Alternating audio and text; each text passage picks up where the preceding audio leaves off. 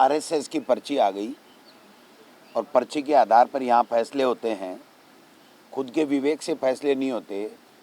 जनसंख्या नियंत्रण के लिए इस देश में कानून लाया गया, फैमिली प्लानिंग को अपनाया गया और भैरू सिंह जी जो भारतीय जनता पार्टी के और आरएसएस के कदावर नेता थे, उन्होंने ये कानून इस प्रदेश में लागू किया पंचायत राज और नगर निकाय के चुनाव में।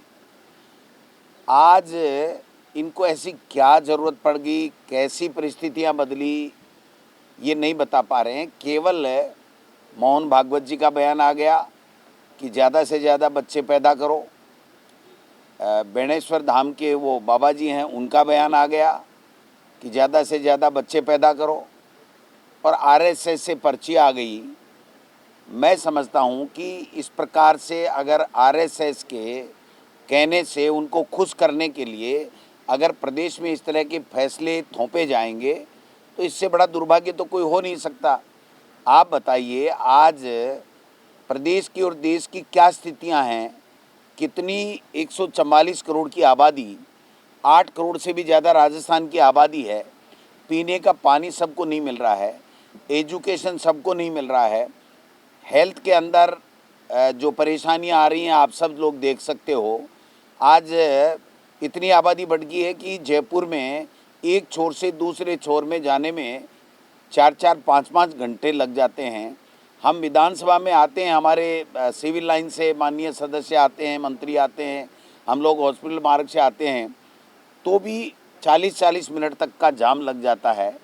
तो ऐसी परिस्थितियों में ऐसी क्या नौबत आई कि इनको ये परिवर्तन करना पड़ा। ये केवल और केवल बाबाओं को खुश करने के लिए, आरएसएस को खुश करने के लिए। अरे वो मोहन भागवत जी तो खुद तो शादी नहीं कर रहे हैं। बाबा बेणेश्वर धाम वाले बाबा है, वो अभी शादी नहीं कर रहा है। वाजपेयी जी देश के प्रधानमंत्री थे, उन्होंने शादी नहीं की। आरएसएस में प्रचारक शादी नहीं कर सकता, मतलब वो तो बच्चे पैदा नहीं करेंगे। शादी नहीं करेंगे तो बच्चे कहाँ से पैदा करेंगे। और ये कह रहे हैं कि ज़्यादा से ज़्यादा बच्चे पैदा करो क्योंकि आरएसएस खुश रहना चाहिए। मैं समझता हूँ कि ये इनकी दोगली नीति है। ये केवल और केवल देश और प्रदेश को जो है वो बदनाम करने का काम कर रहे हैं। इनकी कोई नीति नहीं है। इनकी नीति केवल एक ही है, आरएसएस को खुश रखो, धार्मिक ध्रुवीकरण करो और धार्मिक ध्रुवीकरण करके वोट की फसल काट करके सत्ता में एन के एन प्रकरण काबिज रहो। काय का नारा, कहाँ से नारा? इनको तो वोट चाहिए, सत्ता चाहिए। बाहर में जाए इनके नारे, बाहर में जाए इनके कानून। आप बताइए, 144 करोड़ के देश में आज एक बच्चे पे दुनिया आ रही है और ये लोग बात कह रहे हैं ज़्यादा से ज़्यादा बच्चे पैदा करो। और दूसरा वर्ग जो है मुस्लिम वर्ग, उसके लिए बार बार इनके बाबा और इनके आरएसएस के लोग कहते हैं कि ये ज़्यादा बच्चा पैदा कैसे करते हैं, इनके ऊपर रोक लगनी चाहिए, इनके ऊपर ये कानून लगना चाहिए, वो डिस्टर्ब एरिया का कानून आना चाहिए। आबादी बढ़ा रहे हैं, ये कर रहे हैं, वो कर रहे हैं, संसाधनों पे ज़्यादा कब्जा कर रहे हैं। और आप दूसरी तरफ दूसरी राग अल्पा रहे हो और इस तरह के कानून लेकर के आ रहे हो। ये भैरू सिंह जी का अपमान है, उनकी नीति का अपमान है। केवल और केवल आरएसएस की पर्ची से ये फैसला हुआ है, ये मैं कह सकता हूँ।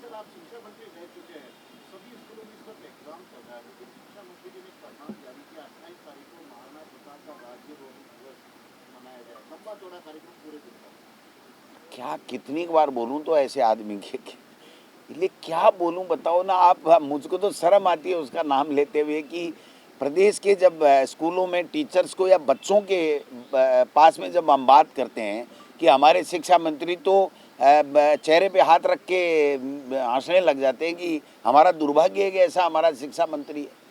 कभी भैंस का दूध किसी को पिला देता है, खुद भी लेता है, और फिर जो है वो जो हमारी बहनें टीचर्स हैं उनके लिए अब शब्द बोल जाता है। कभी शौर्य दिवस मनाता है, बाबरी मस्जिद जिस दिन ढाई गई उस दिन को शौर्य दिवस की बात कहता है।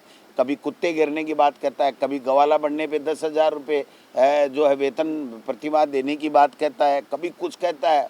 ये तो अथाह भंडार है।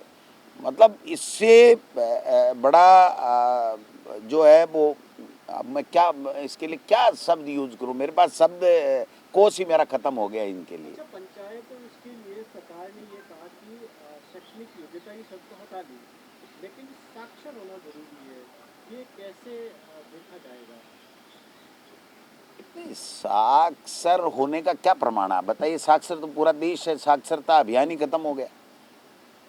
ये तो इनका नहीं, जब से कांग्रेस की सरकार थी और थी, सब कोई भी सरकार आई हो, साक्षर हो पूरा देश, तो साक्षर की क्या परिभाषा आप बताइए। साक्षर का तो मतलब ये हो गया कि किसी को नाम लिखना, अपना हस्ताक्षर का नाम लिखना आता तो वो साक्षर है। तो फिर एजुकेशन की शर्त पहले क्यों लगाई थी इन्होंने? पहले क्यों लगाई थी? हम तो उस वक्त भी कह रहे थे कि भाई सबको मौका मिलना चाहिए, लेकिन इन्होंने उस टाइम ये प्रेजेंट किया था इस तरीके से इसको कि भाई अब तो कम से कम चेक पे साइन होते हैं, सरपंचों के, प्रधानों के चेक पे साइन होते हैं, योजनाएं आती हैं, उनको इम्प्लीमेंट कैसे करेंगे, लोगों को कैसे जागरूक करेंगे। तो ये बात लेकर के इन्होंने उस वक्त अपने समय में ही ये कानून लागू किया था। आज वो नहीं कर रहे हैं। पर्ची नहीं आई होगी दिल्ली से, एक पर्ची आ गई, एक नहीं आई। मैं दूसरी बात कह रहा हूँ कि ये पंचायत चुनाव क्यों नहीं करवा रहे हैं? ये नगर निकाय के चुनाव क्यों नहीं करवा रहे हैं? हाई कोर्ट ने सुप्रीम कोर्ट तक ये कह दिया कि 15 अप्रैल से पहले पंचायत राज का चुनाव कराओ। वोटर लिस्ट तैयार होगी, वार्ड बन गए, आनन फानन में मर जाए जैसे राजनीतिक दुर्भावनाओं से परिसीमन कर लिया, फिर भी हमने कहा चुनाव कराओ। और अब सुप्रीम कोर्ट के अंदर दोबारा सरकार चली गई कि हम 6 महीने चुनाव नहीं करा सकते, क्योंकि ओबीसी आयोग की, जो ओबीसी का राजनीतिक प्रतिनिधित्व देना है, उसकी सर्वे की रिपोर्ट नहीं आई है। मैं दावे के साथ कहता हूँ ओबीसी आयोग ने पूरी तरीके से आज से 10 दिन पहले ही तैयार कर ली थी। केवल उनको ये कहा गया था कि 22 तारीख को हम आपसे लेंगे, 24 को कैबिनेट में इसके ठप्पा लगाएंगे और 25 तारीख को हम चुनाव आयोग को भेजेंगे। लेकिन मीनवाइल इन्होंने जो सर्वे कराया, आईबी से रिपोर्ट ली, उसमें ये आया कि आपका सुपड़ा साफ होगा, आप चुनाव नहीं जीतोगे, और अगर चुनाव नहीं जीतोगे पंचायत राज के, तो आपकी कुर्सी चली जाएगी, आपकी पर्ची बदल जाएगी।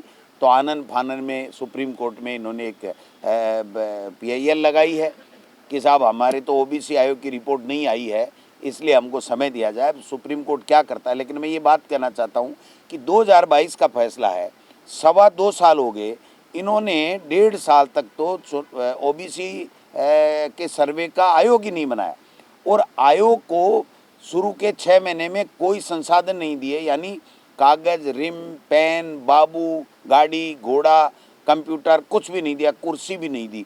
और उसके बाद में दे करके और उन्होंने 3 महीने में रिपोर्ट तैयार की, और अब कह रहे हैं हमें रिपोर्ट की ज़रूरत नहीं है, हम आपको बता देंगे अगर रिपोर्ट लेनी होगी।